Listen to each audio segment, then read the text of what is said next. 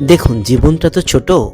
যারা তোমাকে পছন্দ করে, তোমাকে এক কথায় গুরুত্ব দেয়, তাদের সঙ্গে বছরের কোনো একটা সময় কাটানো উচিত। এই যে আমি চলে গিয়েছিলাম সীমার এক মাস্তুতো দিদির বাড়িতে, কারণ ওদের বাড়িতে হরিবাসর ছিল। খুব শরীর খারাপ ছিল, কিন্তু তার সত্ত্বেও আমি গিয়েছি, কারণ কথা দিয়েছিলাম। গিয়ে প্রচুর আনন্দ করেছি। এত আনন্দ সত্যি করে কথা বলে বোঝানো যাবে না। ভালো লেগেছে ভীষণ। যারা গুরুত্ব দেয়, ভালোবাসে, সেখানে তো সবসময় যাওয়া উচিত। সেই সব জায়গাগুলোকে মিস করা কখনো উচিত নয়। সীমার মামা মামি, মামির মেয়ে, ওর দিদি মাসি, সবাই মিলে যাচ্ছি ওর ওই মাসির শ্বশুর বাড়িতে। খুব সুন্দর একটা জায়গা, গ্রাম্য পরিবেশ। আমি তো গ্রাম্য পরিবেশ ভীষণ ভালোই বাসি। পরিবারগুলোকে এক এক করে বলো।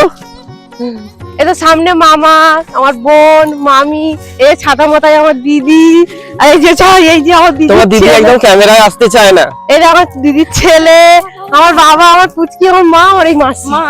এই আনন্দের মুহূর্তগুলো আমার ফেসবুক গ্যালারিতে বন্দী হয়ে থাকবে।